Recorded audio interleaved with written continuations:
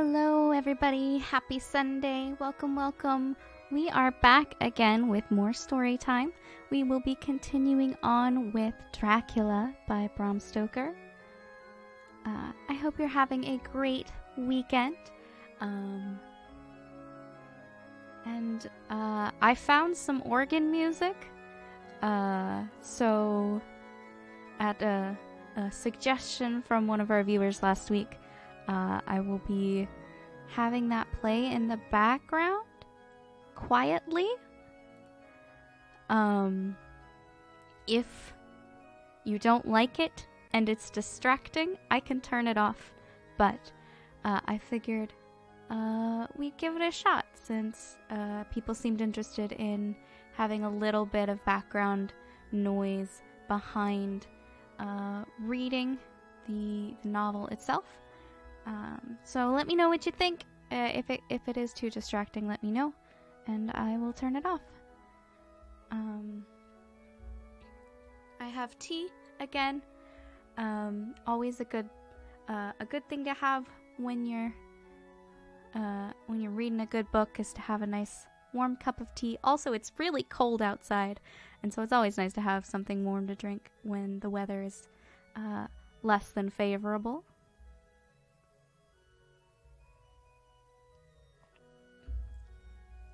But we will go ahead and get started with Chapter 4 of Dracula.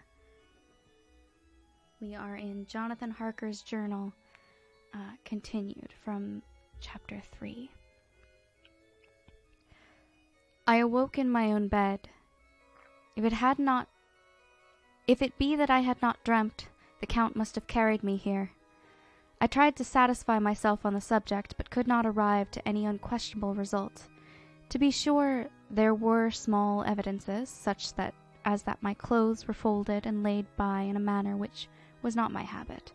My watch was still unwound, and I am rigorously accustomed to wind it the last thing before going to bed, and many such details. But these things are no proof, for they may have been evidences that my mind was not as usual, and from some cause or another, I had certainly been much upset. I must watch for proof. Of one thing I am glad. If it was that the Count carried me here and undressed me, he must have been hurried in his task, for my pockets are intact. I am sure this diary would have been a mystery to him, which he would not have brooked. He would have taken it or destroyed it. As I look round this room, although it has been to me so full of fear, it is now a sort of sanctuary, for nothing can be more dreadful than those awful women who are, waiting to suck my blood. 18th of May. I have been down to look at that room again in daylight, for I must know the truth. When I got to the doorway at the top of the stairs, I found it closed. It had been so forcibly driven against the jamb that part of the woodwork was splintered. I could see that the bolt of the lock had not been shot, but the door is fastened from the inside. I fear it was no dream, and I must act on this surmise. 19th of May.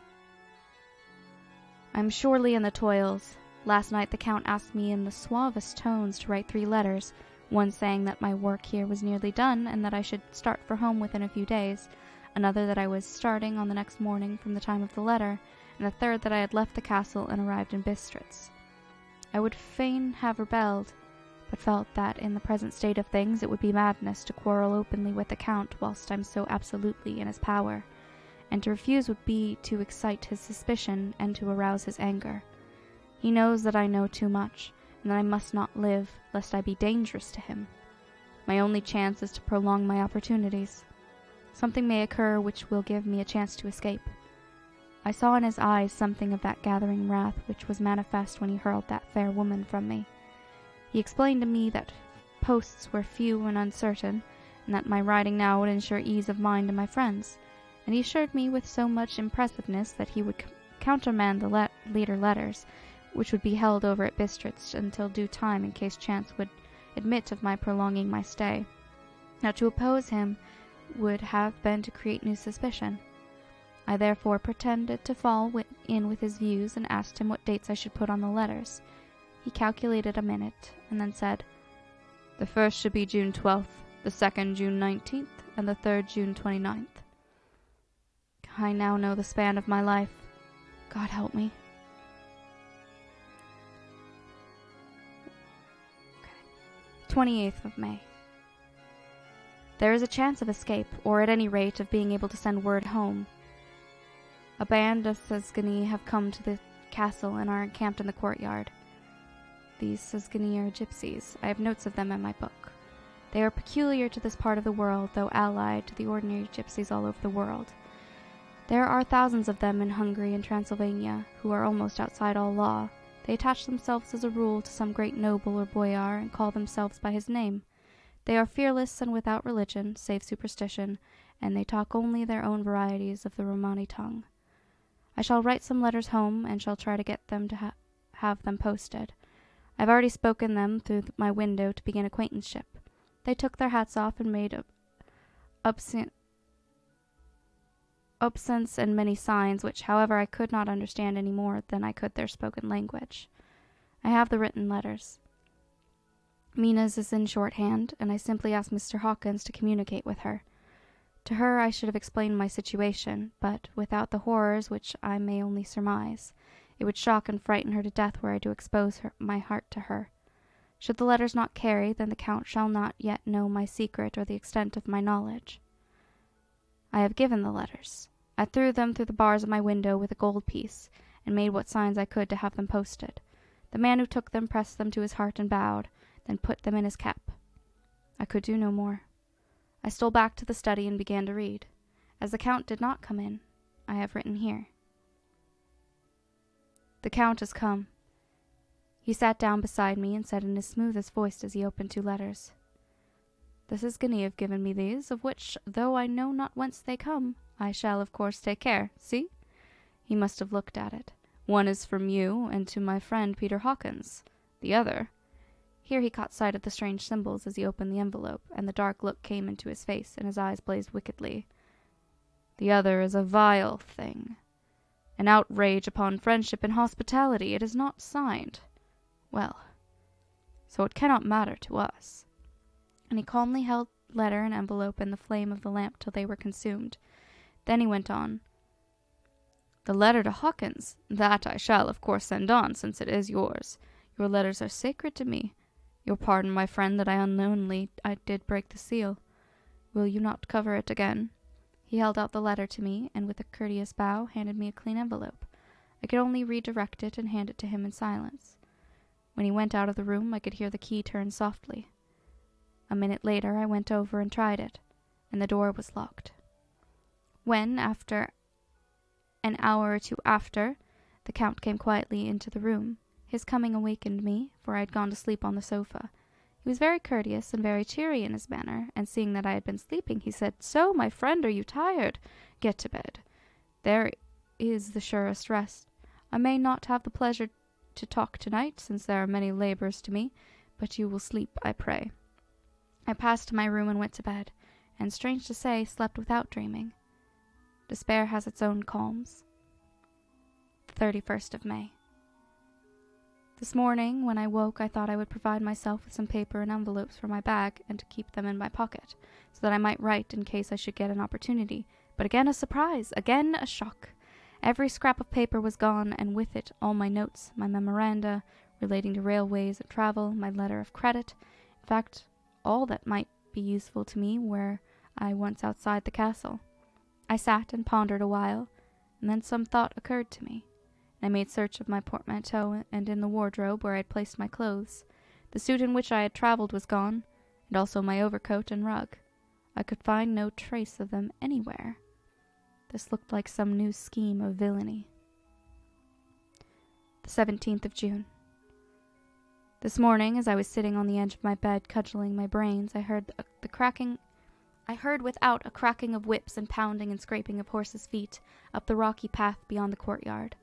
With joy I hurried to the window and saw drive into the yard 2 great leader wagons, each drawn by 8 sturdy horses, and at the head of each a pair of Slovak, with his wide hat, great nail-studded belt, dirty sheepskin, and high boots. They had also their long staves in hand. I ran to the door, intending to descend and try and join them in the main hall, as I thought that way might be open for them. Again, a shock. My door was fastened on the outside. Then I ran to the window and cried to them. They looked up at me stupidly and pointed. But just then the hetman of the Siskany came out, and seeing them pointing to my window, said something, at which they laughed. Henceforth, no effort of mine, no piteous cry or agonized entreaty would make them even look at me. They resolutely turned away. Their leader wagons contained great square boxes with handles of thick rope. These were evidently empty by the ease of which the Slovacs handled them, and by their resonance as they were roughly moved. When they were all unloaded and packed in a great heap in one corner of the yard, the Slovaks were given some money by the Siskany, and spitting on it for luck, lazily went each to his horse's head. Shortly afterward, I heard the cracking of their whips die away in the distance. 24th June. Before morning. Last night the Count left me early and locked himself in his own room. As soon as I dared, I ran up the winding stair and looked out the window, which opened south. I thought I would watch for the Count, for there is something going on. The Siskany are quartered somewhere in the castle and are doing work of some kind. I know it, for now and then I hear a far-away muffled sound as of mattock and spade, and whatever it is, it must be the end of some ruthless villainy. I'd been at the window somewhat less than half an hour when I saw something coming out of the Count's window. I drew back and watched carefully, and saw the whole man emerge. It was a new shock to me to find that he had on the suit of clothes which I had worn whilst travelling here, and slung over his shoulder the terrible bag which I had seen the women take away. There could be no doubt as to his quest, and in my garb, too. This, then, is his new scheme of evil, that he will allow others to see me as they think, so that he may both leave evidence that I had been seen in the towns or villages posting my own letters, and that any wickedness which he may do shall by the local people be attributed to me. It makes me rage to think that this can go on, and whilst I'm shut in here a veritable prisoner, but without the protection of the law, which is even a criminal's right and consolation. I thought I would watch for the Count's return, and for a long time sat doggedly at the window, and I began to notice that there were some quaint little specks floating in the rays of the moonlight. They were like the tiniest grains of dust, and they whirled round and gathered in clusters in a nebulous sort of way. I watched them with a sense of soothing, and a sort of calm stole over me. I leaned back into the embrasure of a more comfortable position, so that I could enjoy more fully the aerial gambolling. Something made me start up, a low, piteous howling of dogs somewhere far below in the valley, which was hidden from my sight. Louder it seemed to ring in my ears, and the floating motes of dust to take new shapes to the sound as they danced in the moonlight. I felt myself struggling to awake to some call of my instincts. Nay, my very soul was struggling, and my half-remembered sensibilities were striving to answer the call. I was becoming hypnotized. Quicker and quicker danced the dust. The moonbeams seemed to quiver as they went by me into the mass of gloom beyond. More and more they gathered till they seemed to take dim phantom shapes. And then I started, brought awake and in full possession of my senses, and ran screaming from the place. The phantom shapes, which were becoming gradually materialized from the moonbeams, were those of the 3 ghostly women to whom I was doomed. I fled and felt somewhat safer in my own room, where there was no moonlight and where the lamp was burning brightly. When a couple of hours had passed, I heard something stirring in the Count's room, something like a sharp wail quickly suppressed, and then there was silence, deep, awful silence, which chilled me. With a beating heart I tried the door, but I was locked in my prison and could do nothing. I sat down and simply cried. As I sat, I heard a sound in the courtyard without, the agonized cry of a woman. I rushed to the window and, throwing it up, peered out between the bars. There, indeed, was a woman with disheveled hair, holding her hands over her heart as one distressed with running.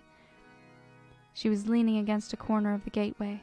When she saw my face at a window, she threw herself forward and shouted in a voice laden with menace, "Monster! Give me my child!" She threw herself on her knees and raised up her hands, cried the same words and tones which wrung my heart. Then she tore her hair and beat her breast and abandoned herself to all the violences of extravagant emotion. Finally she threw herself forward, and though I could not see her, I could hear the beating of her naked hands against the door. Somewhere high overhead, probably on the tower, I heard the voice of the Count calling in his harsh, metallic whisper. His call seemed to be answered from far and wide by the howling of wolves. Before many minutes had passed, a pack of them poured, like a pent-up dam when liberated, through the wide entrance into the courtyard. There was no cry from the woman, and the howling of the wolves was but short. Before long they streamed away singly, licking their lips. I could not pity her, for I knew now what had become of her child, and she was better dead. What shall I do? What can I do?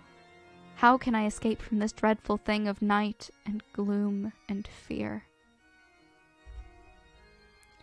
25th June, morning. No man knows till he has suffered from the night how sweet and how dear to his heart and eye the morning can be. When the sun grew so high this morning that it struck the top of the great gateway opposite my window, the high spot which it touched seemed to me as if the dove from the ark had lighted there. My fear fell from me as if it had been a vaporous garment which dissolved in the warmth. I must take action of some sort whilst the courage of the day is upon me. Last night one of my post-dated letters went to post, and the first of that fatal series which is to blot out the very traces of my existence from the earth. Let me not think of it. Action. It has always been at night that I've been molested or threatened, or in some way in danger or in fear. I have not yet seen the Count in the daylight. Can it be that he sleeps when others wake, that he may be awake whilst they sleep? If I could only get into his room, but there is no possible way. The door is always locked. No way for me. Yes, there is a way, if one dares to take it. Where his body has gone, why may not another body go? I have seen him myself crawl from his window. Why should not I imitate him and go in by his window? The chances are desperate, but my need for more desperate still. I shall risk it. At the worst, it can only be death.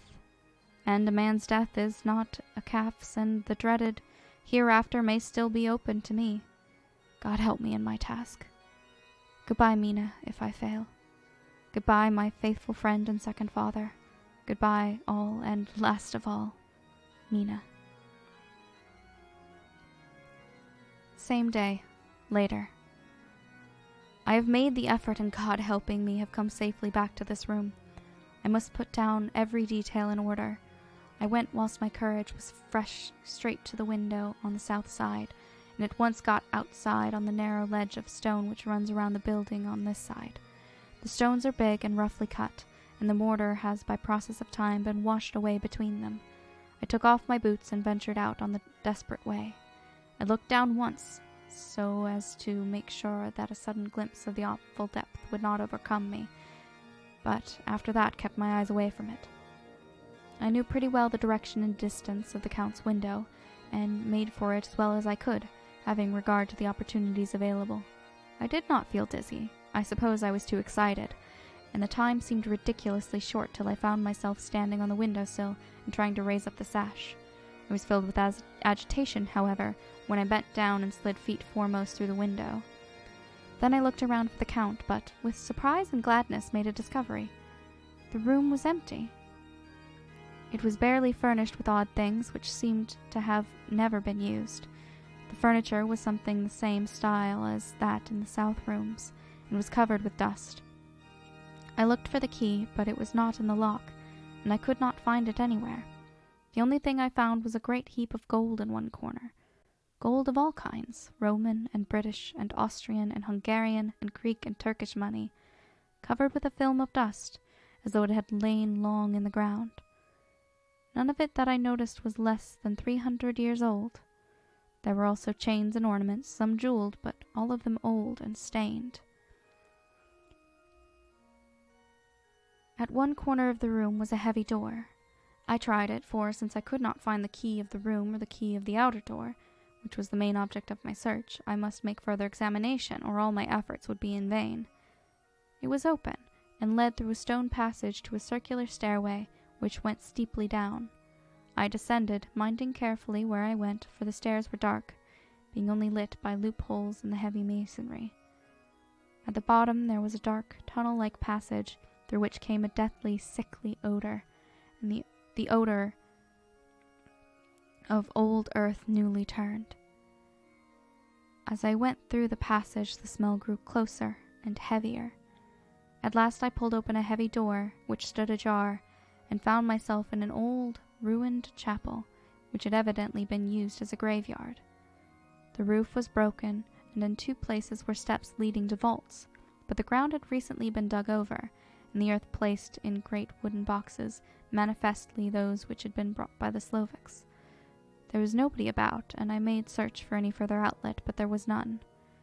Then I went over every inch of the ground so not to lose a chance.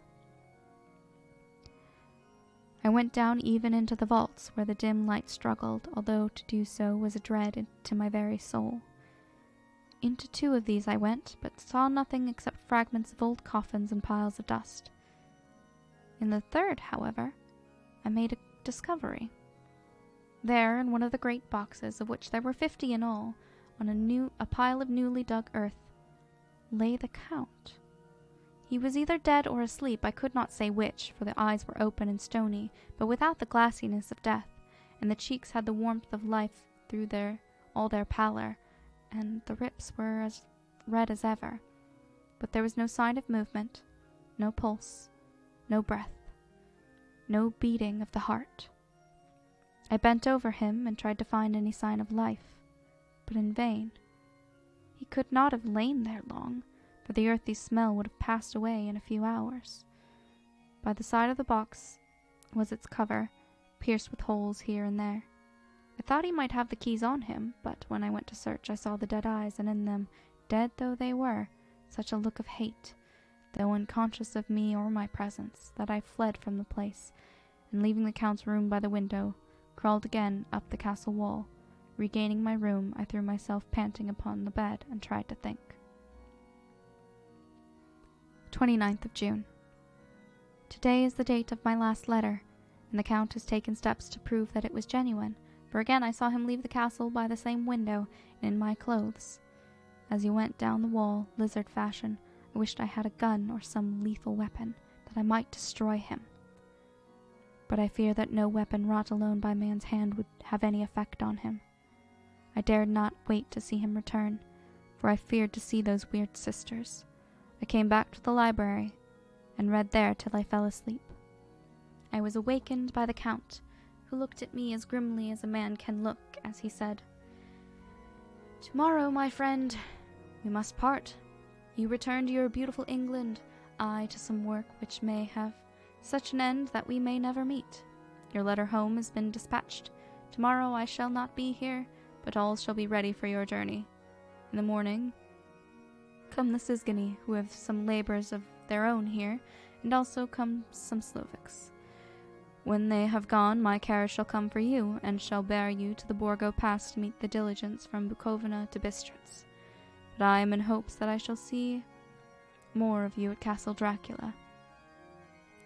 I suspected him, and determined to test his sincerity. Sincerity! It seems like a profanation of the word derided in connection with such a monster. So I asked him point blank, "Why may I not go tonight?" "Because, dear sir, my coachman and horses are away on a mission." "But I would walk with pleasure. I want to get away at once." He smiled, such a soft, smooth, diabolical smile, that I knew there was some trick behind his smoothness. He said, "And your baggage?" "I do not care about it. I can send for it some other time."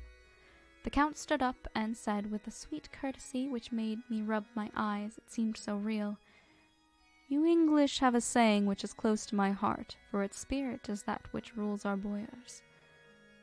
Welcome the coming, speed the parting guest. Come with me, my dear young friend. Not an hour shall you wait in my house against your will, though sad I am at your going, and that you suddenly desire it. Come." With a stately gravity, he, with the lamp, preceded me down the stairs and along the hall. Suddenly he stopped. Hark! Close at hand came the howling of many wolves. It was almost as if the sound sprang up at the rising of his hand, just as the music of a great orchestra seems to leap under the baton of a conductor. After a pause of a moment, he proceeded, in his stately way, to the door, drew back the ponderous bolts, unhooked the heavy chains, and began to draw it open. To my intense astonishment, I saw that it was unlocked. Suspiciously, I looked all round, but could see no key of any kind. As the door began to open, the howling of the wolves without grew louder and angrier. Their red jaws with champing teeth and their blunt-clawed feet as they leaped came in through the opening door. I knew then that to struggle at the moment against the Count was useless. With such allies as these at his command, I could do nothing. But still the door continued slowly to open, and only the Count's body stood in the gap. Suddenly it struck me that this might be the moment and means of my doom. I was to be given to the wolves at my own instigation.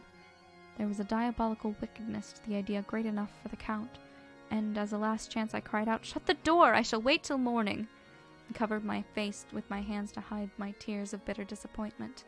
With one sweep of his powerful arm, the Count threw the door shut, and the great bolts clanged and echoed through the hall as they shot back into their places. In silence, we returned to the library, and after a minute or two, I went to my own room. The last I saw of Count Dracula was his kissing his hand to me, with a red light of triumph in his eyes, and with a smile that Judas in hell might be proud of. When I was in my room and about to lie down, I thought I heard a whispering at my door. I went to it softly and listened. Unless my ears deceived me, I heard the voice of the Count. Back to your place. Your time is not yet come. Wait. Have patience. Tonight is mine. Tomorrow night is yours." There was a low, sweet ripple of laughter, and in a rage I threw open the door and saw without the 3 terrible women licking their lips. As I appeared, they all joined in a horrible laugh and ran away. I came back to my room and threw myself on my knees. Is then so near the end? Tomorrow. Lord help me, and those to whom I am dear.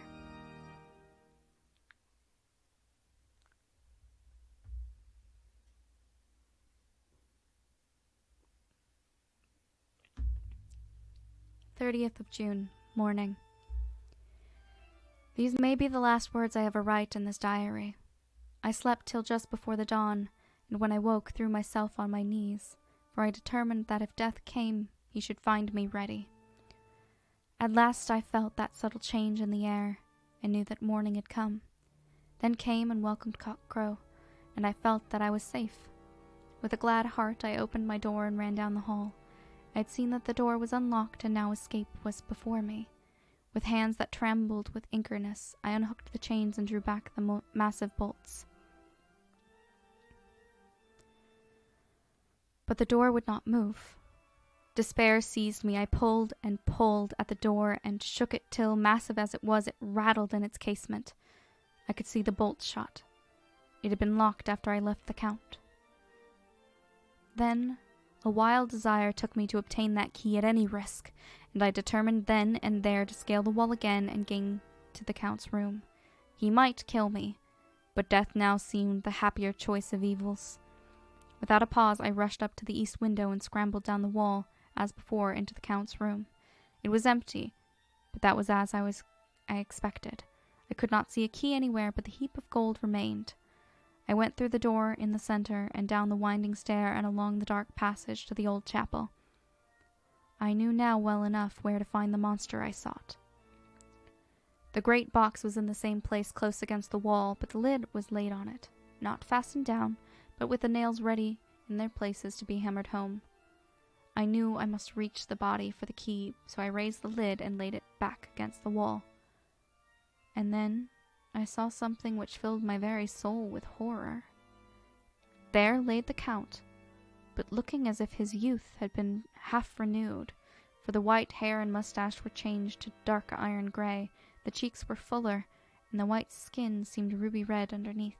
The mouth was redder than ever, for on the lips were gouts of fresh blood, which trickled from the corners of the mouth and ran over the chin and neck. Even the deep, burning eyes seemed set amongst swollen flesh, for the lids and pouches underneath were bloated. It seemed as if the whole awful creature were simply gorged with blood. He lay like a filthy leech, exhausted with his repletion. I shuddered as I bent over to touch him, and every sense in me revolted at the contact. But I had to search, or I was lost. The coming night might see my own body a banquet in a similar way to those horrid three. I felt all over the body, but no sign could I find of the key. Then I stopped and looked at the Count. There was a mocking smile on the bloated face which seemed to drive me mad. This was the being I was helping to transfer to London, where perhaps for centuries to come he might amongst its teeming millions satiate his lust for blood and create a new and ever-widening circle of semi-demons to batten on the helpless. The very thought drove me mad. A terrible desire came upon me to rid the world of such a monster. There was no lethal weapon at hand, but I seized a shovel, which the workmen had been using to fill the crates, and lifting it high, struck, with the edge downward, at the hateful face. But as I did, the head turned, and the eyes fell full upon me, with all their blaze of basilisk horror. The sight seemed to paralyze me, and the shovel turned in my hand and glanced from the face, merely making a deep gash above the forehead. The shovel fell from my hand across the box, and as I pulled it away from the flange of the blade caught the edge of the lid, which fell over again, and hid the horrid thing from my sight. The last glimpse I had was of the bloated face, blood-stained and fixed with a grin of malice, which would have held its own in the nethermost hell.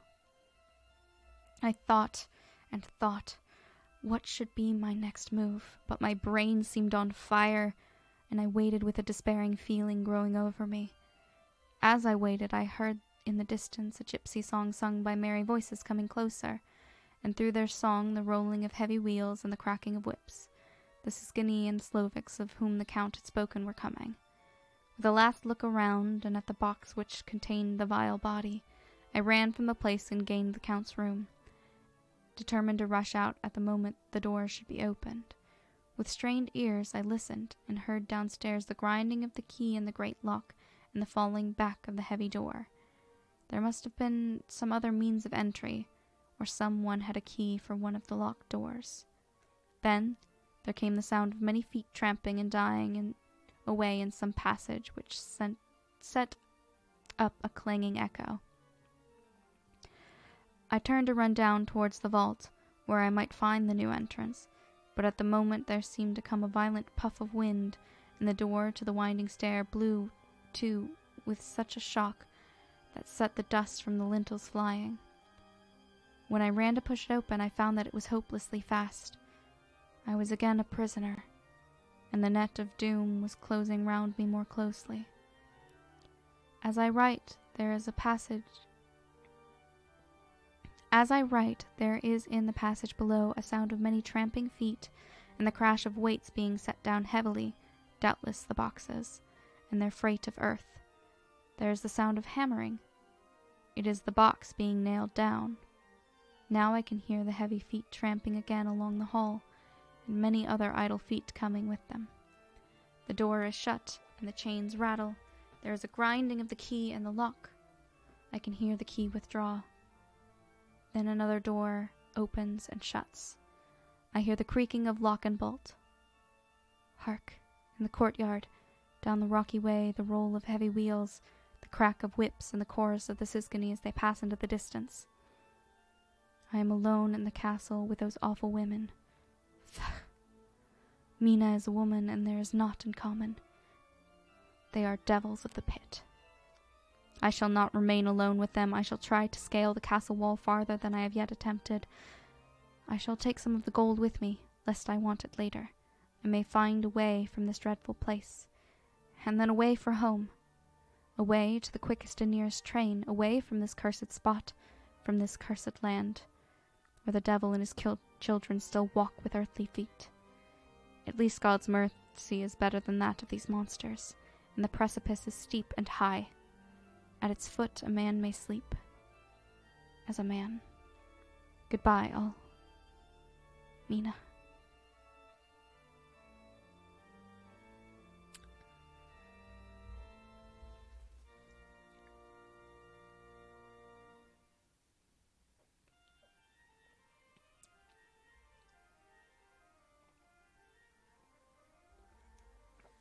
I hate to break it to you all. I think Jonathan's dead. Oh. Hello, Frezzo, Alex, Izzy, Shasta. Welcome, welcome. Thank you for hanging out. I hope you're enjoying Dracula.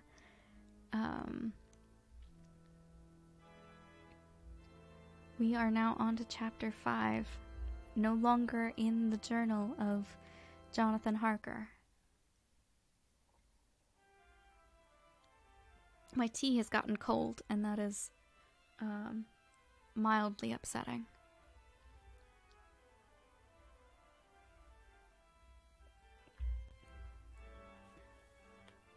I don't know if you can hear the music in the background at all. I think Dracula is enjoying Jonathan. No, Dracula got shipped. Dracula was in the coffin. I believe he's currently being shipped to London.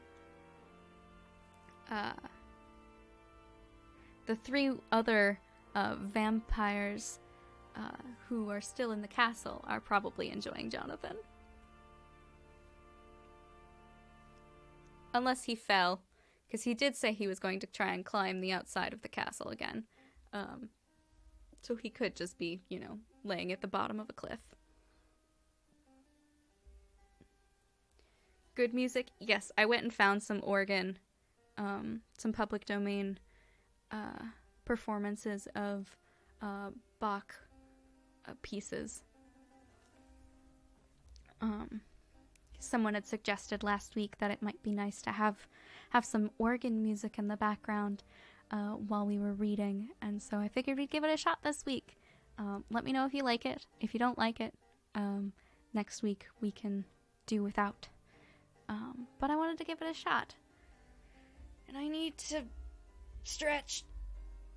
Oh gosh. Oh. Everyone should stretch. Dubstep? Yes, let's read Dracula with dubstep in the background. Everyone knows dubstep has the biggest Dracula vibes.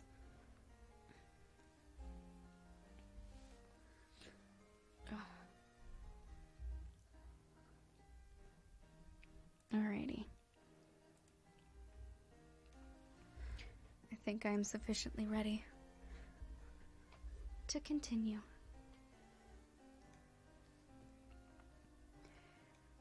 Chapter 5. Letter from Miss Mina Murray to Miss Lucy Westenra. 9th May. My dearest Lucy, forgive my long delay in writing, but I have been simply overwhelmed with work. The life of an assistant schoolmistress is sometimes trying, but I am longing to be with you, and by the sea, where we can talk freely together and build our castles in the air. I have been working very hard lately because I want to keep up with Jonathan's studies, and I have been practicing shorthand very assiduously.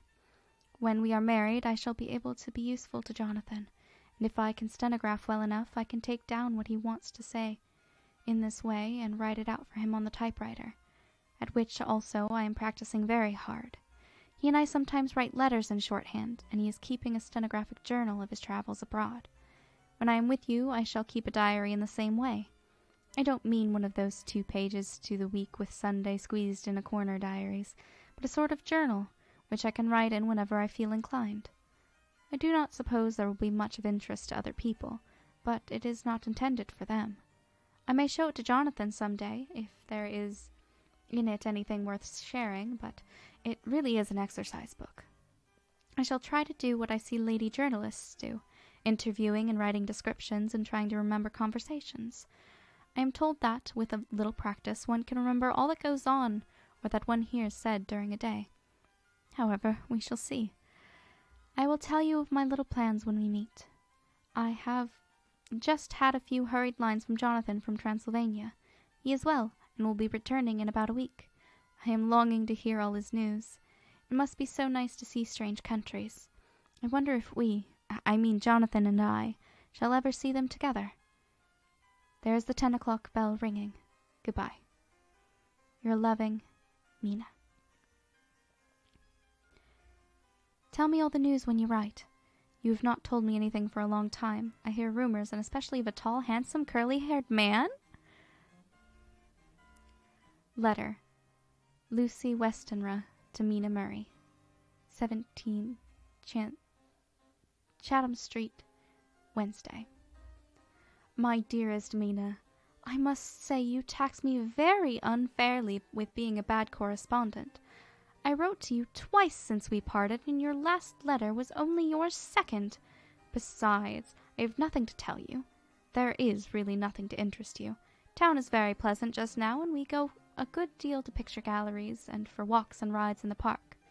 As to the tall, curly-haired man, I suppose it was the one who was with me at the last pop. Someone has evidently been telling tales. That was Mr. Holmwood. He often comes to see us, and he and Mamma get on very well together. They have had so many things to talk about in common. We met some time ago a man that would just do for you, if you were not already engaged to Jonathan. He has an excellent party, being handsome, well-off, and of good birth. He is a doctor and really clever, just fancy. He is only 29, and he has an immense lunatic asylum all under his own care. Mr. Holmwood introduced him to me, and he called here to see us, and often comes now. I think he is one of the most resolute men I have ever saw, and yet the most calm. He seems absolutely imperturbable. I can fancy what a wonderful power he must have over his patients. He has a curious habit of looking one straight in the face, as if trying to read one's thoughts. He tries us on very much with me, but I flatter myself that he got a tough nut to crack. I know that from my glass. Do you ever try to read your own face? I do, and I can tell you it is not a bad study and gives you more trouble than you can well fancy if you've never tried it. He says I afford him a curious psychological study, and I humbly think I do. I do not, as you know, take sufficient interest in dress to be able to describe the new fashions. Dress is a bore. That is slang again, but never mind. Arthur says that every day. There, it is all out. Mina, we have told all our secrets to each other since we were children. We have slept together and eaten together and laughed and cried together. And now, though I have spoken, I would like to speak more. Oh, Mina, couldn't you guess I love him? I am blushing as I write, for although I think he loves me, he has not told me in so words. But oh, Mina, I love him, I love him, I love him! There, that does me good. I wish I were with you, dear, sitting by the fire and dressing as we used to sit, and I would try to tell you what I feel. I do not know how I am writing this, even to you. I am afraid to stop, or I should tear up the letter, and I don't want to stop, for I do so want to tell you all. Let me hear from you at once, and tell me all that you think about it. Mina, I must stop. Good night. Bless me in your prayers, and Mina, pray for my happiness. Lucy. P.S. I need not to tell you this is a secret. Good night again. L. Letter. Lucy Westenra to Mina Murray. 24th of May. My dearest Mina, thanks and thanks and thanks again for your sweet letter. It was so nice to be able to tell you and to have your sympathy. My dear, it never rains but it pours. How true the old proverbs are. Here am I, who shall be 20 in September, and yet I had never had a proposal till today. Not a real proposal. And today I have had 3. Just fancy, 3 proposals in one day. Isn't it awful? I feel sorry, really and truly sorry for 2 of the poor fellows. Oh, Mina, I am so happy that I don't know what to do with myself. And 3 proposals? But for goodness sakes, don't tell any of the girls, or they would be getting all sorts of extravagant ideas and imagining themselves injured and slighted if in their very first day at home they did not get 6 at least. Some girls are so vain. You and I, Mina dear, who are engaged and are going to settle down soon soberly into old married women, can despise vanity. Well, I must tell you about the 3, but you must keep it a secret from everyone, except of course Jonathan. You will tell him, because I would, if I were in your place, certainly tell Arthur. A woman ought to tell her husband everything, don't you think so, dear? And I must be fair. Men, like women, certainly their wives, be quite as fair as they are, and women, I am afraid, are not always quite as fair as they should be. Well, my dear, number 1 came just before lunch. I told you of him, Dr. John Seward, the lunatic asylum man, and with the strong jaw and the good forehead. He was very cool outwardly, but was nervous all the same. He had evidently been schooling himself as to all sorts of little things and remembered them, but he almost managed to sit down on a silk hat, which men don't generally do when they are cool. And then, when he wanted to appear at ease, he kept playing with a lancet in the way that made me nearly scream. He spoke to me, Mina, very straightforwardly. He told me how dear I was to him, though he had known me so little, and what his life would be with me to help and cheer him. He was going to tell me how unhappy he would be if I did not care for him. But when he saw me cry, he said that he was a brute and would not add to my present trouble. Then he broke off and asked if I could love him in time, and when I shook my head his hands trembled, and then with some hesitation he asked if I cared already for anyone else. He put it very nicely, saying that he did not want to wring my confidence from me, but only to know, because if a woman's heart was free a man might have hope. And then, Mina, I felt a sort of duty to tell him that there was someone. I only told him that much, and then he stood up. He looked very strong and very grave as he took both my hands in his, and said he hoped I would be happy, and that if I ever wanted a friend I must count him one of my best. Oh dear, Mina, I can't help but crying. You must excuse this letter being all blotted.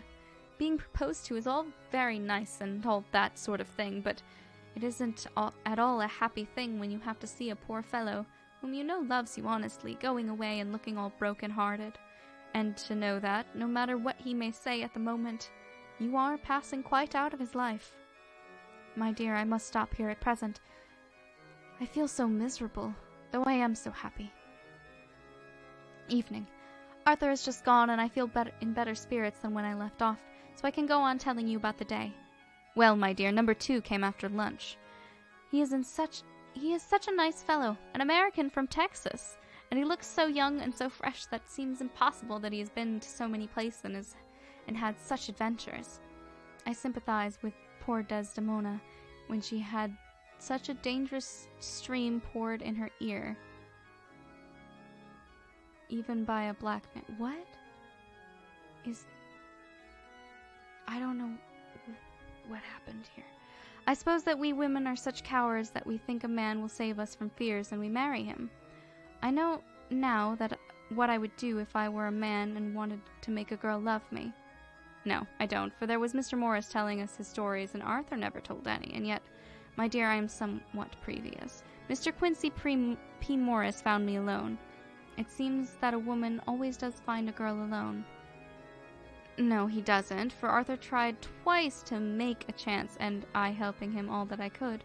I'm not ashamed to say it now. I must tell you beforehand that Mr. Morris doesn't always speak slang. That is to say, he never does so to strangers or before them, for he is really well educated and has exquisite manners, but he found out that it amused me to hear him talk American slang, and whenever I was present, there was no one to be shocked. He said such funny things. I'm afraid, my dear, he has to invent it all, for it fits exactly into whatever else he has to say. But this is a way slang has. I do not know myself if I shall ever speak slang. I do not know if Arthur likes it, as I have never heard him use any of it yet. Well, Mr. Morris sat down beside me and looked as happy and jolly as he could, but I could see all the same that he was very nervous. He took my hand in his and said ever so sweetly, "Miss Lucy, I know I ain't good enough to regulate the fixin's of your little shoes, But I guess if you wait till you find a man that is you will go and join them 7 young... What? Okay. Sorry, we have to start over. Miss Lucy, I know I ain't good enough to regulate the fixins of your little shoes, but I guess if you wait till you find a man that is, you will go join them 7 young women with the lamps when you quit. Won't you just hitch up alongside of me and let us go down the long road together, driving in double harness? Well, he did look so good-humored and so jolly that it didn't seem half so hard to refuse him as it did poor Dr. Seward. So I said, as lightly as I could, that I did not know anything of hitching, and that I wasn't broken to harness at all yet. Then he said that he had spoken in a light manner, and he hoped that if he had made a mistake in doing so on so grave, so momentous an occasion for him, I would forgive him. He really did look serious when he was saying it, and I couldn't help but feel a bit serious too. I know, Mina, you will think me a horrid flirt, though I couldn't help feeling a sort of exultation that he was number 2 in one day. And then, my dear friend, before I could say a word, he began pouring out a perfect torrent of love-making, laying his very heart and soul at my feet. He looked so earnest over it that I shall never again think that a man must be playful always, and never earnest, because he is merry at times. I suppose he saw something in my face which checked him, for he suddenly stopped and said with a sort of manly fervor that I could have loved him for if I had been free. Lucy, you are an honest-hearted gal, I know. I should not be here speaking to you as I am now if I did not believe you clean grit right through the very depths of your soul. Tell me, like one good fellow to another, is there anyone else that you care for? And if there is, I'll never trouble you a hair's breadth again, but will be, if you let me, a very faithful friend.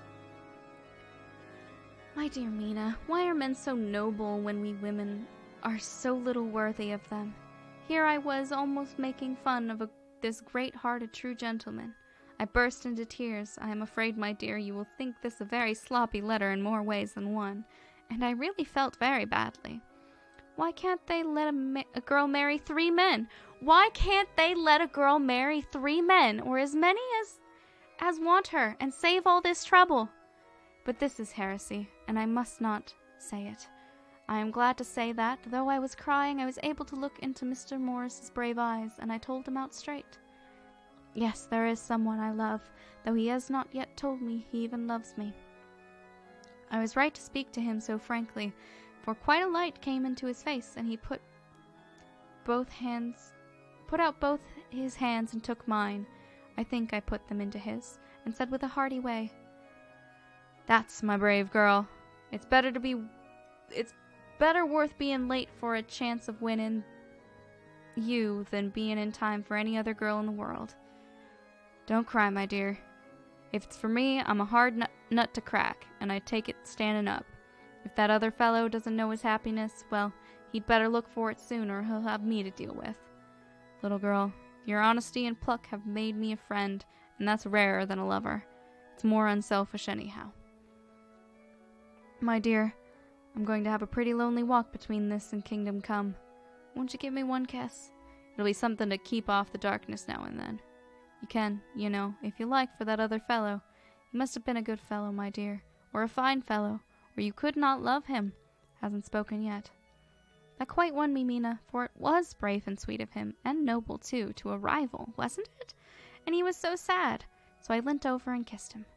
He stood up with my 2 hands in his, and as he looked down into my face, I'm afraid I was blushing very much, he said, "Little girl, I hold your hand and you've kissed me, and if these things don't make us friends, then nothing ever will. Thank you for your sweet honesty to me, and goodbye." He wrung my hand, and taking up his hat, went straight out of the room without looking back, without a tear or a quiver or a pause. And I am crying like a baby. Oh, why must a man like that be made unhappy when there are lots of girls about who would worship the very ground he trod on? I know I would if I were free. Only, I don't want to be free.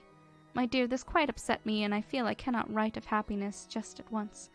After telling of you it, I do not wish to tell you the number 3 until it can all be happy. Ever your loving, Lucy. P.S. Oh, about number 3. I needn't tell you of number 3, need I? Besides, it was all so confused. It seemed only a moment from his coming into the room till both his arms were round me and he was kissing me. I am very, very happy, and I don't know what I have done to deserve it. I must only try in the future to show that I am not ungrateful to God for all his goodness to me in sending me such a lover, such a husband, and such a friend. Goodbye. Dr. Seward's diary, kept in phonograph. 25th of May. Ebb tide and appetite today. Cannot eat, cannot rest, so diary instead. Since my rebuff of yesterday, I have a sort of empty feeling. Nothing in the world seems of sufficient importance to be worth doing. As I knew that the only cure for this sort of thing was work, I went down amongst the patients. I picked out one who has afforded me a study of much interest. He is so quaint that I am determined to understand him as well as I can. Today, I seem to get nearer than ever before to the heart of his mystery. I questioned him more fully than I had ever done, with a view of making myself master of the facts of his hallucination. In my manner of doing it there was, now I see, something of cruelty. I seemed to wish to keep him to the point of his madness, a thing which I avoid with the patients as I would be the mouth of hell. Remember, under what circumstances would I not avoid the pit of hell? Omnia Romae Venalia sunt. Hell has its price. Verb sep. If there had been anything in this instinct, it will be valuable to trace it afterwards accurately, so I'd better commence to do so. Therefore, R. M. Renfield, Atat 59, sanguine temperament, great physical strength, morbidly excitable, periods of gloom, ending in some fixed idea which I cannot make out. I presume that the sanguine temperament itself and the disturbing influence end in a mentally accomplished finish. A possibly dangerous man, probably dangerous if unselfish. In selfish men caution is as secure an armor for their foes as for themselves. What I think of on this point is, when self is the fixed point of the centripetal force, is balanced with the centrifugal. When duty, a cause, etc., is the fixed point, the latter force is paramount, and only accident or a series of accidents can balance it. Letter. Quincy P. Morris to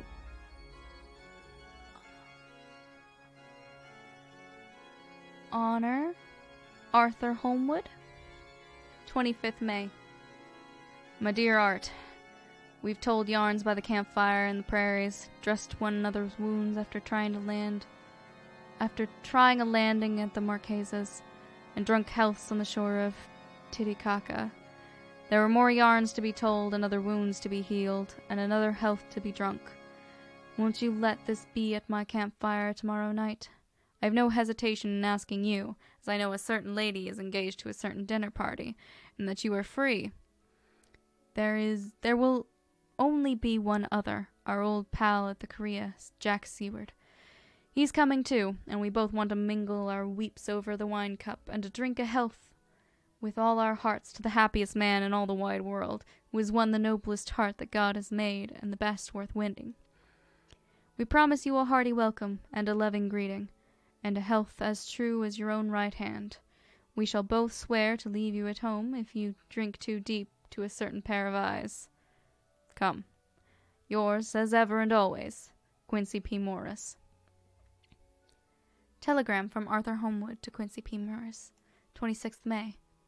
Count me in every time. I bear messages that will make both your ears tingle. Art.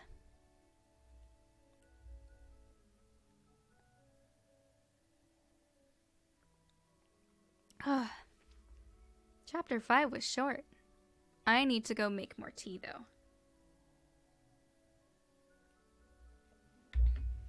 We'll see how long I can read tonight. I can already feel my my voice starting to get a little tired, so we might just do one more chapter. I think 3 chapters is pretty good for a stream. I don't want to go so long that I tire out my voice too badly, but I am gonna go make some more tea.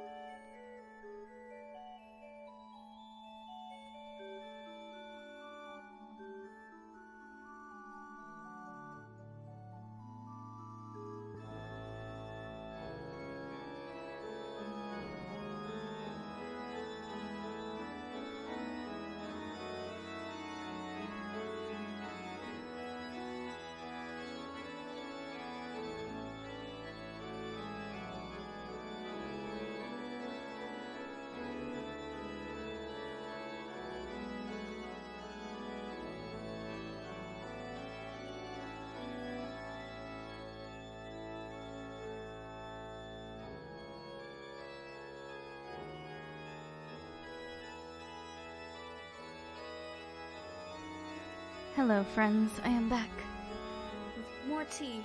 I added a little honey to it this time around to hopefully soothe some of that tightness and agitation. I think I let my tea steep too long last time, so that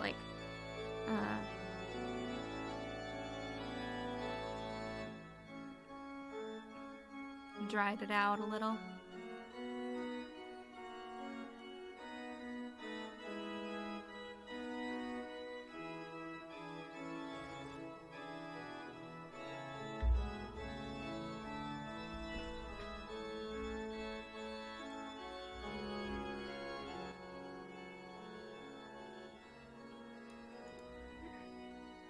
turn our organ back down.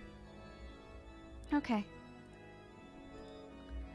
Moving on to Chapter 6. Mina Murray's Journal. 24th of July, Whitby. Lucy met me at the station, looking sweeter and lovelier than ever, and we drove up to the house at the Crescent in which they have rooms. This is a lovely place, and the little river, the Esk, runs through the deep valley, which broadens out as it comes near the harbor. A great viaduct runs across with high piers, through which the view seems somehow further away than it really is. The valley is beautifully green, and is so steep that when you are on the highland on either side you look right across it, unless you are near enough to see down. The houses of the old town, the side away from us, are all red-roofed, and seem piled up one over the other anyhow, like the pictures we see of Nuremberg. Right over the town is the ruin of Whitby Abbey, which was sacked by the Danes, and which is the scene of a part of Marmion, where the girl was built up in the wall. It is a most noble ruin of immense size, and full of beautiful and romantic bits. There is a legend that a white lady is seen in one of the windows. Between it and the town there is another church, the parish one, round which is a big graveyard all full of tombstones. This is, to my mind, the nicest spot in Whitby, for it lies right over the town and has a full view of the harbor, and all up the bay to where the headland called the Kettleness stretches out into the sea. It descends so steeply over the harbor that part of the bank has fallen away, and some of the graves have been destroyed. In one place, part of the stonework of the graves stretches out over the sandy pathway far below. There are walks, with seats beside them, through the churchyard, and people go and sit there all day long looking at the beautiful view and enjoying the breeze. I shall come and sit here often myself and work. Indeed, I am writing now, with my book on my knee and listening to the talk of 3 old men who are sitting beside me. They seem to do nothing all day but sit up here and talk. The harbor lies below me, with, on the far side, one long granite wall stretching out into the sea, with a curve outwards at the end of it, in the middle of which is a lighthouse. A heavy sea wall runs along outside of it. On the near side, the sea wall makes an elbow crooked inversely, and its end, too, has a lighthouse. Between the 2 piers there is a narrow opening into the harbor, which then suddenly widens. It is nice at high water, but when the tide is out it shoals away to nothing, and there is merely the stream of the Esk, running between banks of sand with rocks here and there. Outside the harbor, on this side, there rises for about half a mile a great reef, the sharp edge of which runs straight out from behind the south lighthouse. At the end of it is a buoy with a bell, which swings in bad weather, and sends in a mournful sound on the wind. They have a legend here that when a ship is lost, bells are heard out at sea. I must ask the old man about this. He is coming this way. He is a funny old man. He must be awfully old, for his face is all gnarled and twisted like the bark of a tree. He tells me that he is nearly 100, and that he was a sailor in the Greenland fishing fleet when Waterloo was fought. He is, I am afraid, a very skeptical person, for when I asked him about the bells at sea and the white lady at the abbey, he said very brusquely, "I wouldn't fashion myself about them, lady." Oh, gosh. "I wouldn't fashion myself about them, miss. Them things be all wore out. Mind, I don't say that they never was, but I do say they wasn't in my time. They be all very well for comers and trippers and the like, but not for a nice young lady like you. Them feet folks from York and Leeds that be always eatin' cured herrings and drinkin' tea and lookin' out to buy cheap jet with Creedot. Oh God, I'm so sorry. I wonder myself who'd bother tellin' lies to them. Even the newspaper, which is full of fool talk. I thought he would be a good person to learn interesting things from, so I asked him if he would mind telling me something about the whale fishing in the old days. He was just settling himself to begin when the clock struck 6, whereupon he labored to get up and said, "Oh, I must gang agin words home now, miss. My granddaughter doesn't like to be kept waitin' when the tea is ready, for it takes me time to crammel aboon the grease, for there be many of 'em, and miss, I lack belly timber sairly by the clock. He hobbled away, and I could see him hurrying, as well as he could, down the steps. The steps are a great feature on the place. They lead from the town up to the church. There are hundreds of them. I do not know how many, and they wind up in a delicate curve. The slope is so gentle that a horse could easily walk up and down them. I think they must originally have had something to do with the abbey. I shall go home, too. Lucy went out visiting her mother, and as they were only duty calls, I did not go. They will be home by this. I don't know what accent that man was speaking. I have no idea what he said. I apologize profusely.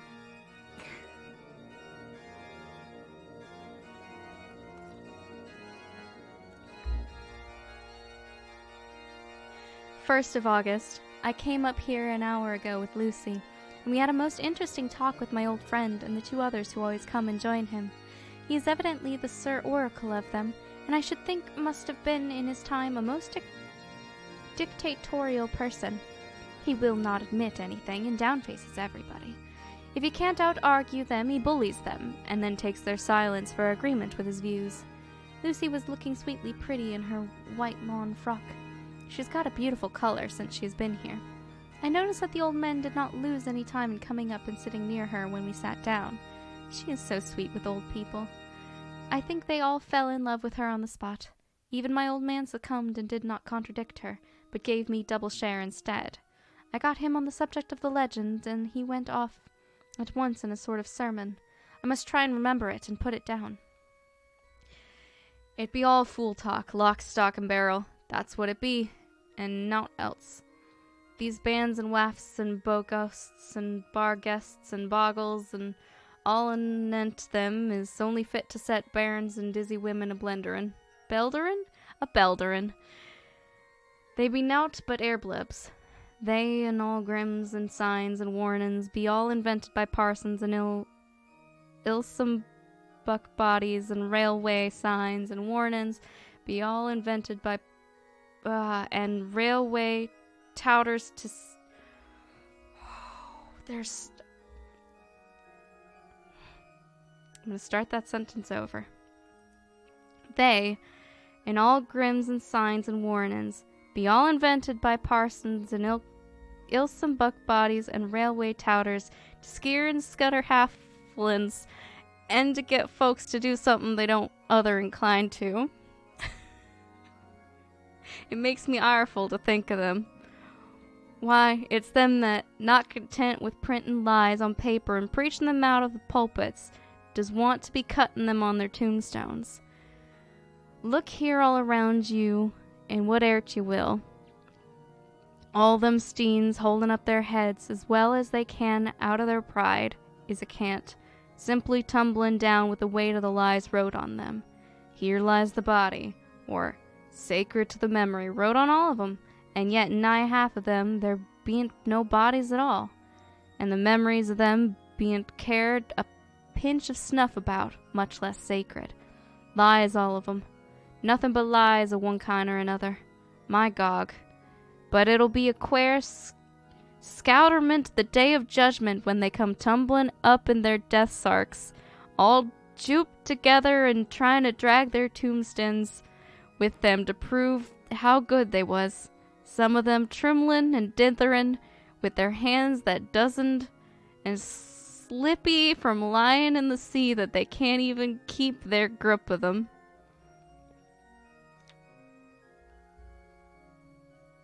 Did people talk like this? They're trying to convey an accent, but I don't know what it is. Mr. Stoker, what did this man sound like? Because I surely don't know.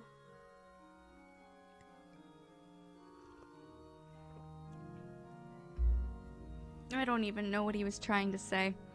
I think he was trying to say something about the dead, but all the tombstones in the graveyard are empty? There's not actually bodies there?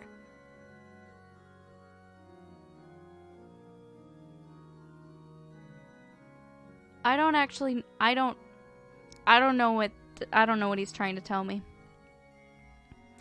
I could see from the old fellow's self-satisfied air and the way in which he looked round for the approval of his cronies that he was showing off, so I put in a word to keep him going.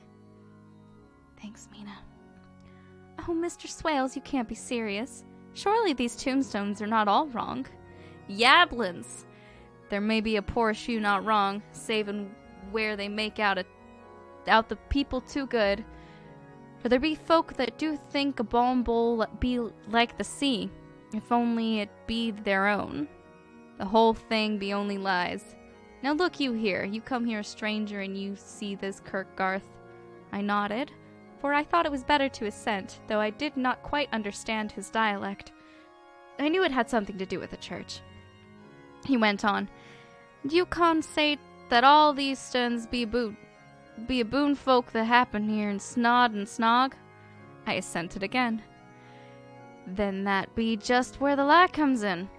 Why, there be scores of these lay beds that be tomb as old Dunn's back-a-box on Friday night.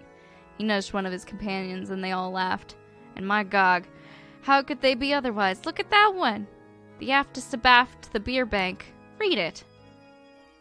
I went over and read. Edward Spenslaw, Master Mariner, murdered by pirates off the coast of Andreas, April 1854. At 30. When I came back, Mr. Swales went on. Who brought him home, I wonder, to hap him here? Murdered off the coast of Andreas, and you constated his body lay under? Why, I could name ye a dozen whose bones lie in the Greenland seas above. He pointed northwards, or where the currents may have drifted them. There be the stones around you. You can, with your eyes, read the small print of the lies from here. This Braithwaite Lowry, I knew his father, lost in the Lively off Greenland in 20, or Andrew Woodhouse, drowned in the same seas in 1777, or John Paxton drowned off Cape Farewell a year later, or old John Rawlings, whose grandfather sailed with me, drowned in the Gulf of Finland in 50. Do you think that all these men will have made a rush to Whitby when the trumpet sounds? I have me anthems about it. I tell you, when they got here, they'd be jomlin' and jostling one another that way that'd be like a fight up on the ice in the old days, when we'd be at one another from daylight to dark and trying to tie up our cuts by the light of the aurora borealis. This was evidently local pleasantry, for the old man cackled over it, and his cronies joined in with gusto. But, I said, surely you are not quite correct, for you start on the assumption that all of the poor people or their spirits will have to take their tombstones with them on the Day of Judgment. Do you think that will really be necessary? Well, what else be they tombstones for? Answer me that, miss. To please their relatives, I suppose. To please their relatives, you suppose? He said with intense scorn. How will it pleasure their relatives to know that lies is wrote over them, and that everybody in the place knows that they be lies? He pointed to a stone at our feet, which had been laid down as a slab, and on which the seat was rested, close to the edge of the cliff. Read the lies on that thrustone, he said. The letters were upside down to me from where I sat, but Lucy was more opposite them, so she leant over and read. Sacred to the memory of George Cannon, who died in the hope of glorious resurrection on July 29th, 1873, falling from the rocks at Kettleness. This tomb was erected by his sorrowing mother to her dearly beloved son. He was the only son of his mother, and she was a widow. Really, Mr. Swales, I don't see anything very funny in that. She spoke her comment very gravely and somewhat severely. You don't see aught funny? Ha! Ha! But that's because you don't gom the sorrowing mother was a hellcat that hated him because he was a crooked? A regular lamiter he was, and he hated her so much that he committed suicide in order that she mightn't get an insurance she put on his life. He blew nigh the top of his head off with an old musket that they had for scaring the crows with.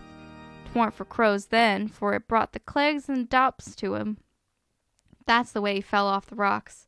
And as to hopes of a glorious resurrection, I've often heard him say mazel that he'd hoped he'd go to hell, for his mother was so pious that she'd be sure to go to heaven, and he didn't want to addle where she was.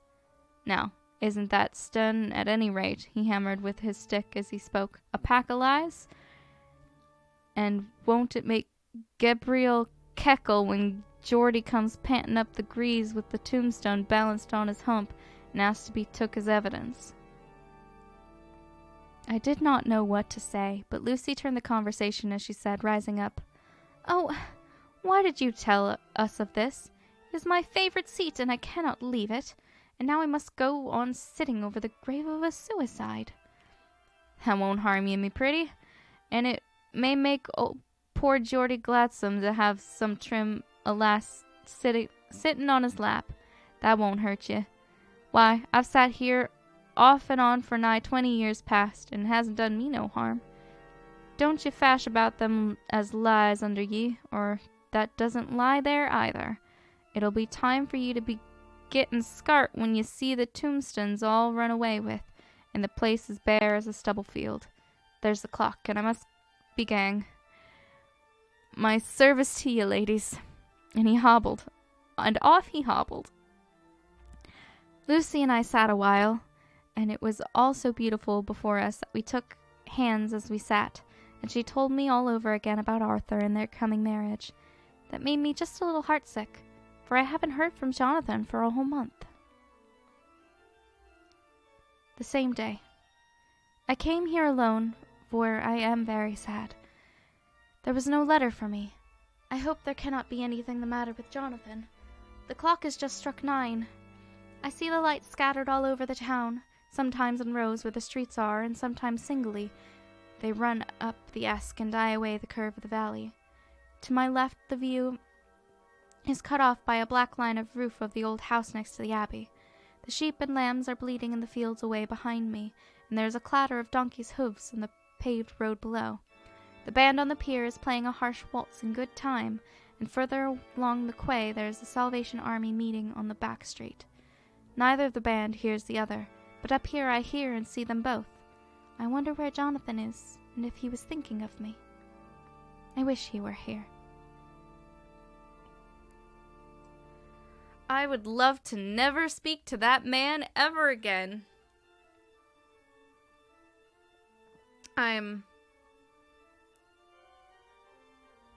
Reading an accent is so hard.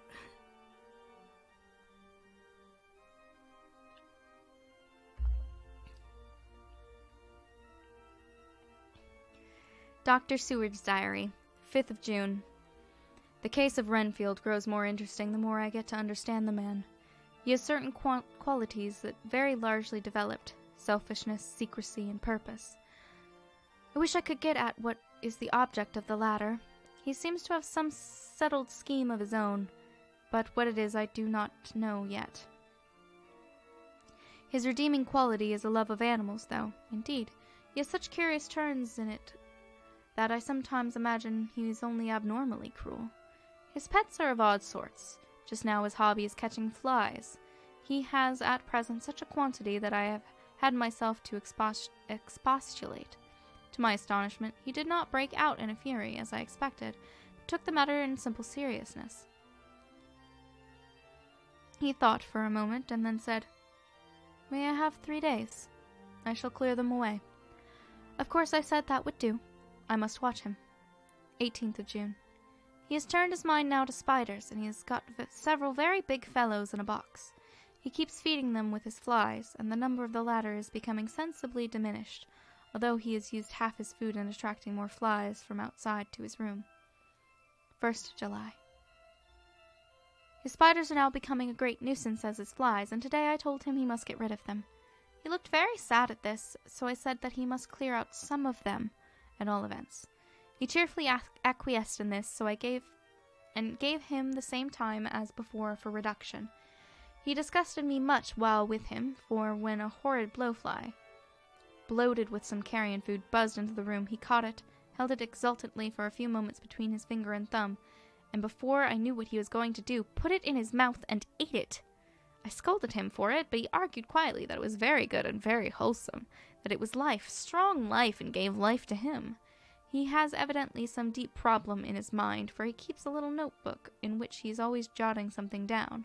Whole pages of it are filled with masses of figures, generally single numbers added up in batches, and then the totals added in batches again, as though he were focusing some account, as the auditors put it. 8th of July. There is a method in his madness, and the rudimentary idea in my mind is growing. It will be a whole idea soon, and then, unconscious cerebration. You will have to give the wall to your conscious brother. I kept away from my friend for a few days so that I might notice if there were any change. Things remain as they were, except that he has parted with some of his pets and got a new one. He has managed to get a sparrow, and has already partially tamed it. His means of taming is simple, for already the spiders have diminished. Those that do remain, however, are well fed, for he still brings in the flies by tempting them with his food. 19th of July. We are progressing. My friend has now a whole colony of sparrows, and his flies and spiders are almost obliterated. When I came in, he ran to me and said he wanted to ask me a great favor. A very, very great favor. And as he spoke, he fawned on me like a dog. I asked him what it was, and he said, with a sort of rapture in his voice and bearing, a kitten, a nice little sleek, playful kitten that I can play with and teach and feed, and feed, and feed. I was not unprepared for this request, for I had noticed how his pets went on increasing in size and vivacity, and I did not care that his pretty family of tame sparrows should be wiped out in the same manner as the flies and spiders. So I said I would see about it, and asked him if he would rather have a cat than a kitten. His eagerness betrayed him, as he answered, "Oh, yes, I would like a cat. I only asked for a kitten lest you should refuse me a cat. No one could refuse a kitten, would they?" I shook my head and said that at present I feared it would not be possible, but that I would see about it. His face fell, and I could see a warning of danger in it, for there was a sudden, fierce, sidelong look which meant killing. The man is an undeveloped homicidal maniac. I shall test him with his present craving and see how it will work out. Then I shall know more. 10 p.m. I visited him again and found him sitting in a corner brooding. When I came in, he threw himself to his knees before me and implored me to let him have a cat, that his salvation depended on it.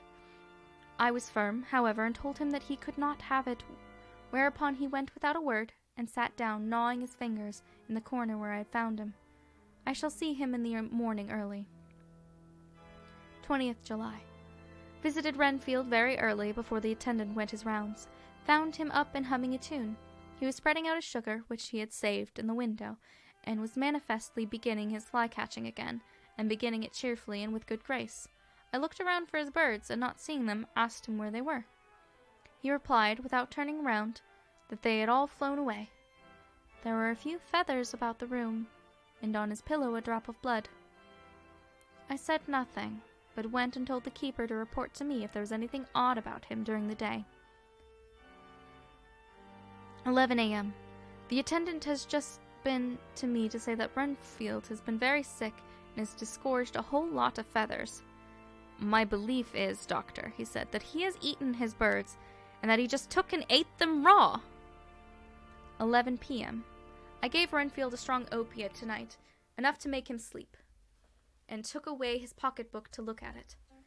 The thought has been buzzing about my brain lately is complete, and the theory proved. My homicidal maniac is of a peculiar kind. I shall have to invent a new classification for him and call him a zoophagous, life-feeding maniac. What he desires is to absorb as many lives as he can, and he has laid himself out to achieve it in a cumulative way. He gave many flies to one spider, and many spiders to one bird, and then wanted a cat to eat the many birds. What would have been his later steps? It would almost be worthwhile to complete the experiment. It might be done if there was only a sufficient cause. Men sneered at vivisection, and look at the results today. Why not advance science in its most difficult and vital aspect, the knowledge of the brain? Had I even the secret of one such mind, did I hold the key to the fancy or even one lunatic, I might advance my own branch of science to a pitch compared with which Burton Sanderson's physiology or Ferrier's brain knowledge would be as nothing. If only there were a sufficient cause. I must not think too much of this, or I may be tempted. A good cause might turn the scale with me, for may not I, too, be of an exceptional brain congenitally? How well the man reasoned. Lunatics always do with their own scope. I wonder at how many lives he values a man, or if at only one. He had closed the account most accurately, and today begun a new record. How many of us begin a new record with each day of our lives? To me it seems only yesterday that my whole life ended with my new hope, and that I truly began a new record. So it will be until the great recorder sums me up and closes my ledger account with a balance to profit or loss. Oh, Lucy, Lucy, I cannot be angry with you, nor can I be angry with my friend whose happiness is yours, but I must only wait on hopelessness and work. Work, work.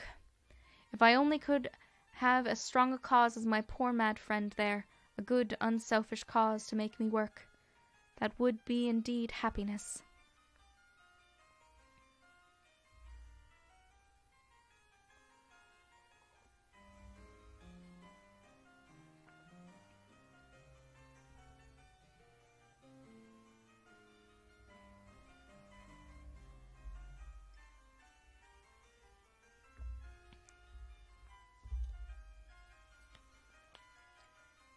Mina Murray's Journal, 26 July. I am anxious, and it soothes me to express myself here. It is like whispering to oneself and listening at the same time.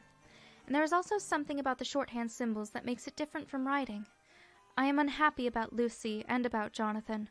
I have not heard from Jonathan for some time, and was very concerned. But yesterday dear Mr. Hawkins, who is always so kind, sent me a letter from him. I had written asking him if he had heard, and he said the enclosed had just been received. It is only a line dated from Castle Dracula, and says that he is just starting for home. That is not like Jonathan. I do not understand it, and it makes me uneasy. Then, too, Lucy, although she is so well, has lately taken to her old habit of walking in her sleep. Her mother has spoken to me about it, and we have decided that I am to lock the door of our room every night. Mr. Westenra has got an idea that sleepwalkers always go out on roofs of houses and along the edges of cliffs, and then get awakened suddenly and fall over with a despairing cry that echoes all over the place. Poor dear, she is naturally anxious about Lucy, and tells me that her husband, Lucy's father, had the same habit, that he would get up in the night and dress himself and go out, if he were not stopped. Lucy is to be married in the autumn, and she is already planning out her dresses and how her house is to be arranged. I sympathize with her, for I do the same, only Jonathan and I will start a life in a very simple way. She'll have to try and make both ends meet. Mr. Holmwood, he is the Honourable Arthur Holmwood, the only son of Lord Godalming, is coming up here very shortly, as soon as he can leave town, for his father is not very well, and I think dear Lucy is counting the moments till he comes. She wants to take him up to the seat on the churchyard cliff and show him the beauty of Whitby. I dare say it is the waiting which disturbs her. She will be all right when he arrives. 27th of July.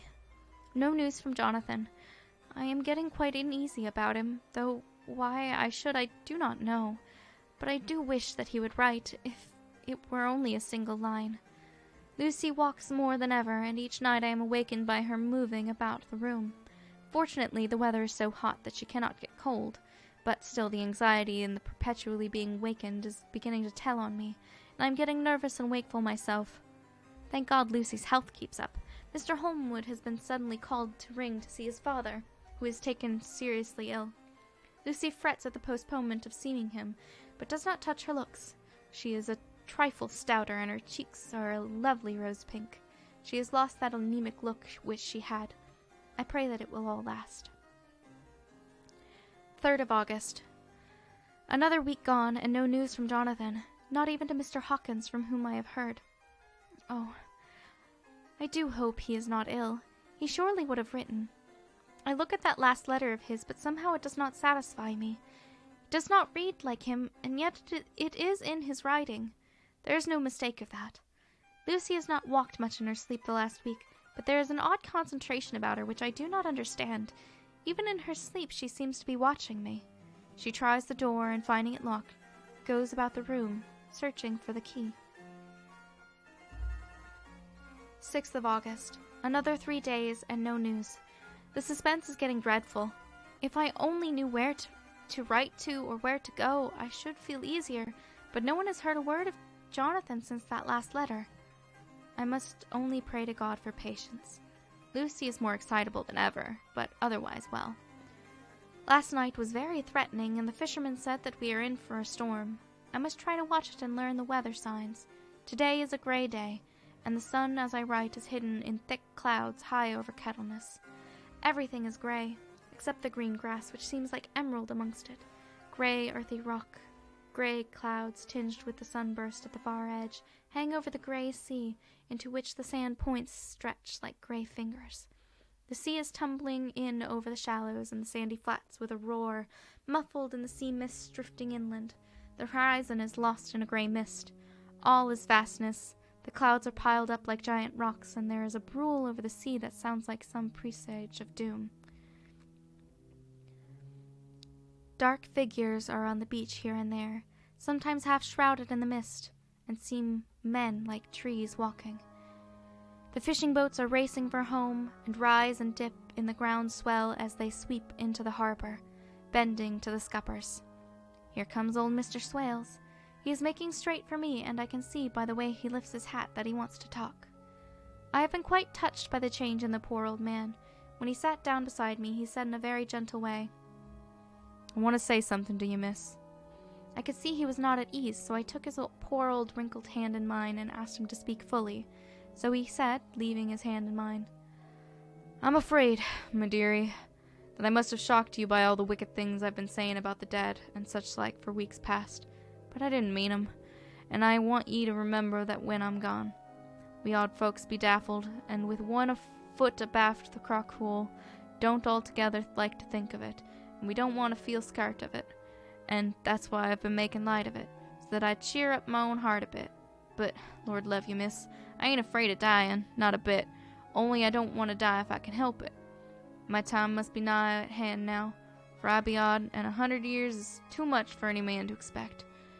And I'm so nigh it that the old man is already sweating his scythe. You see, I can't get out of the habit of caffing about it all at once. The chaffs will wag as they be used to. Some day soon the angel of death will sound his trumpet for me. But don't you do all and greet me, dearie." For he saw I was crying. If he should come this very night, I'd not refuse to answer his call. For life be, after all, only waiting for something else than what we're doing, and death be all that we can rightly depend on. But I'm content, for it's coming to me, my dearie, and coming quick. It may be coming while we're looking and wondering.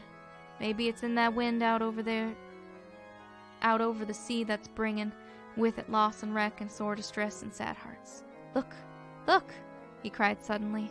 There's something in that wind and in the host beyond the sounds, the looks, and tastes, and smells like death. It's in the air. I feel it coming. Lord, make me answer cheerful when my call comes." He held up his arms devoutly and raised his hat. His mouth moved as though he were praying. After a few minutes' silence, he got up, shook hands with me, and blessed me, and said goodbye, and hobbled off. It all touched me and upset me very much. I was glad when the Coast Guard came along with a spyglass under his arm. He stopped to talk to me, as he always does, but all the time kept looking at a strange ship. "Can't make her out," he said. "She's a Russian by the look of her, but she's knocking about in the queerest way. She doesn't know her mind a bit. She seems to see the storm coming, but can't decide whether to run up north in the open or put it in here. Look there again. She's steered mighty strangely. She doesn't mind the hand on the wheel. Changes about with every puff of wind. We'll hear more of her before this time tomorrow."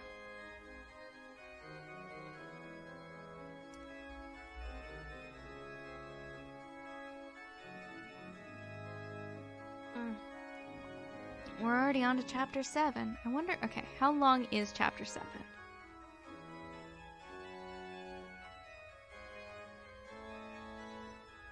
Oh, that looks long.